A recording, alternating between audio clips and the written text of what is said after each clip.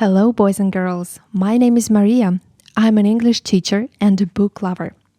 I've read this book for you and for the other kids who love reading. I'd like to invite you to join our book club to have fun and to learn English. All the details are in the description box below. Enjoy the book.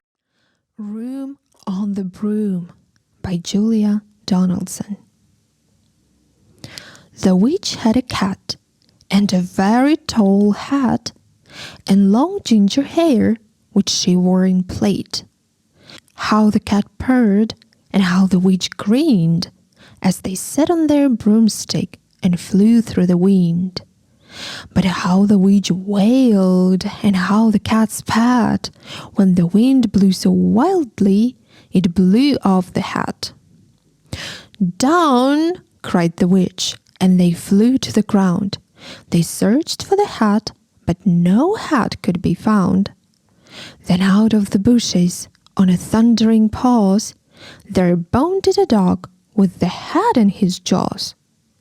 He dropped it politely, then eagerly said, as the witch pulled the hat firmly down on her head, "I'm a dog, as keen as can be.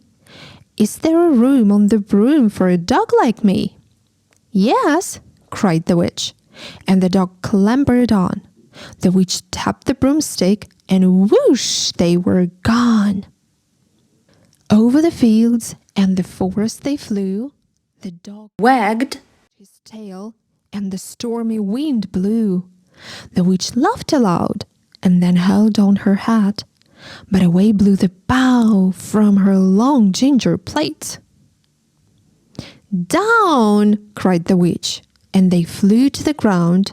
They searched for the bough, but no bough could be found. Then out from a tree, with an ear-splitting shriek, there flapped a green bird with the bough in her beak. She dropped it politely and bent her head low, then said, as the witch tied her plait in a bow, "I'm a bird, as green as I can be. Is there room on the broom for a bird like me?" "Yes," cried the witch. So the bird fluttered on. The witch tapped the broomstick, and whoosh, they were gone. Over the reeds and the rivers they flew. The bird shrieked with glee, and the stormy wind blew. They shot through the sky to the back of beyond. The witch clutched her bow, but let go of her wand. "Down!" cried the witch, and they flew to the ground. They searched for the wand, but no wand could be found. Then all of a sudden, from out of a pond, leaped a dripping wet frog with a dripping wet wand. He dropped it politely, then said with a croak, as the witch straight the wand on the fold of her cloak, "I'm a frog, as clean as can be. Is there a room on the broom for a frog like me?" "Yes," said the witch, so the frog bounded on. The witch tapped the broomstick, and whoosh, they were gone. Over the moors and the mountains they flew. The frog jumped for joy, and the broom snapped in two. Down fell the cat and the dog and the frog. Down they went tumbling into a bog. The witch's half broomstick flew into a cloud, and the witch heard a roar that was scary and loud.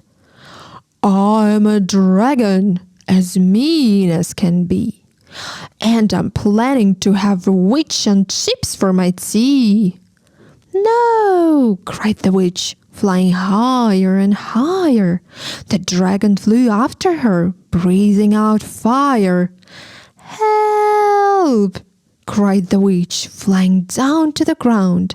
She looked all around, but no help could be found. The dragon drew near and, licking his lips, said, "Maybe this one I'll have without chips." But just as he planned to begin on his feast, from out of a ditch rose a horrible beast. It was tall, dark, and sticky, and feathered and furred. It had 4 frightful heads. It had wings like a bird. And its terrible voice, when it started to speak, was a yowl and a growl and a croak and a shriek. It dripped and it squelched, and it strode from the ditch, and it said to the dragon, "Buzz off, that's my witch." The dragon drew back, and he started to shake. "I'm sorry," he spluttered. "I made a mistake. It's nice to have met you, but now I must fly." And he spread out his wings and was off through the sky. Then down flew the bird, and down jumped the frog. Down climbed the cat, and phew, said the dog. "And thank you, oh, thank you," the grateful witch cried. "Without you, I'd be in that dragon's inside." Then she filled up her cauldron and said with a grin, "Find something, everyone, throw something in." So the frog found a lily, the cat found a cone, the bird found a twig, and the frog found a bone. They threw them all in, and the witch stirred them well. And while she was stirring, she muttered a spell. "Iggity, ziggity, zaggity, zoom!" Then out rose a truly magnificent broom, with seats for the witch and the cat and the dog, a nest for the bird, and the shower for the frog. "Yes," cried the witch, and they all clambered on. The witch tapped the broomstick, and whoosh, they were gone.